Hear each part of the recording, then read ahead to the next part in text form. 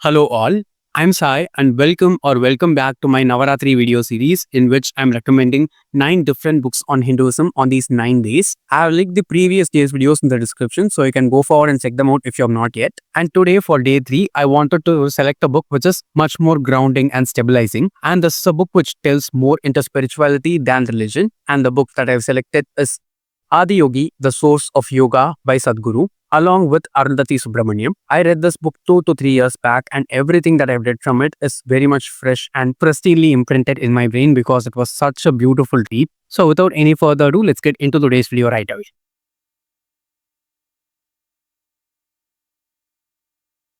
Before getting into what this book is about, I just want to give a small introduction alone, which is necessary before you read this book because it is written by 2 different authors, one of whom is very prominent, that is Sadhguru himself, and the co-author is Arundhati Subramaniam. The book is broken into 3 parts, like the middle part is narrated and written entirely by Sadhguru himself, which comprises of nearly 120 to 150 pages, and the whole book is around 250 pages long, which means that the first 50 and last 50 pages of the book are written by the other author, who is Arundhati Subramaniam. The parts written by both of them are really nice, but the one that is written by Sadhguru is where we get the most knowledge which this topic is trying to cover. So the basic idea behind this book is seeing different tales from the Shiva Purana that we have heard from our childhood itself, but these stories are narrated by Sadhguru to us not through a religious lens but through a spiritual lens, and to be more specific, through a yogic lens. He narrates us the stories of Lord Shiva from his life from the point of view as a yogi. Most of these stories are of course known to each and everyone who has heard them from their childhood itself.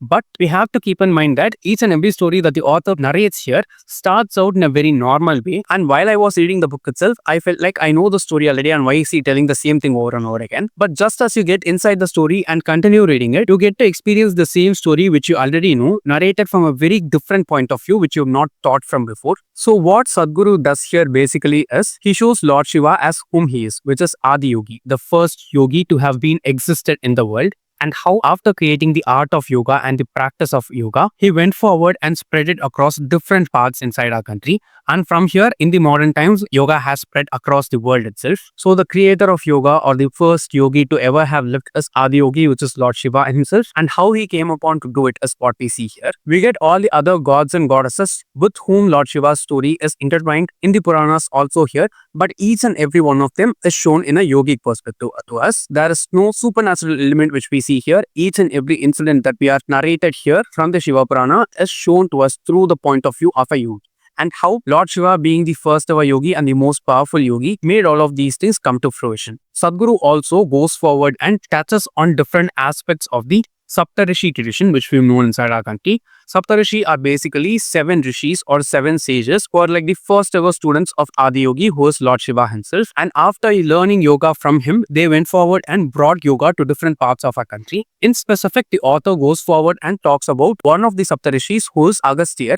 And Agastya is very popular inside Tamil Nadu, which is my state, and he's the one rishi who's most well known in the southern states of the country. I think the author went forward and chose Agastya as an example to bring out the points that he's trying to bring out, because Sadhguru is also from a South Indian state. The way in which he narrates each and every one of the practices that we follow nowadays in a very normal way in our households, which are a result of yoga being embedded in our normal habits itself, is really fascinating to read. Starting from the way in which we sit with our legs folded in order to eat in the morning, to going forward and doing pradakshina in temples, there are so many ways in which yoga is just ingested into the practices that we do on a regular basis each and every day without even our own knowledge. It feels like a routine that we are doing, but each and every one of these activities which are being done in a traditional way have been brought into practice just because of the need to practice yoga on a regular basis in order to keep our bodies and minds healthy. While I was reading these sections of the book itself, it was very much astonishing for me, because without our own knowledge, all of us are doing a lot of yoga on a daily basis itself if we are following our Indian lifestyle. Because of globalization, we are losing a lot of those things very easily,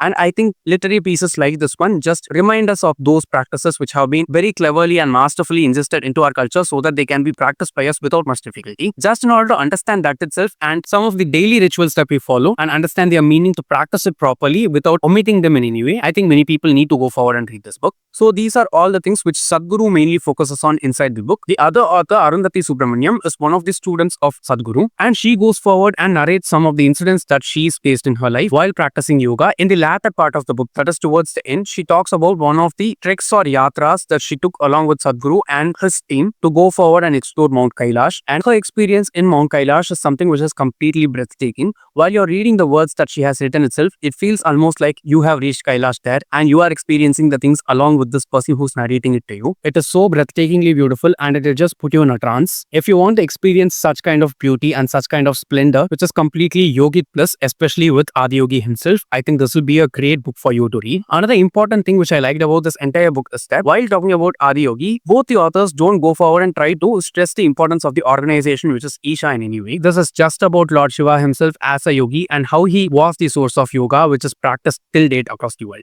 So yes guys, that's it for day 3 in which I have recommended Adiyogi, The Source of Yoga by Sadhguru and Arundhati Subramaniam. I'll also try to link the review video of this book which I made way back when I read the book and when its content was fresh in my mind down in the description. You can go forward and check out that video if you are interested. If you've read this book before, please do let me know down in the comments so that we can discuss further. And if you know any other such books which are focusing more on the spiritual aspects of Hinduism which are followed by us on a daily basis, please do tell me that too so that I as well as other people can get recommendations from you. If you did enjoy watching today's video, don't forget to give it a thumbs up and share it with your friends. And if you want to continue on with the series and get all the 9 videos, please do consider subscribing if you have not yet. With that, thank you so much for watching the video and have a great rest of your day.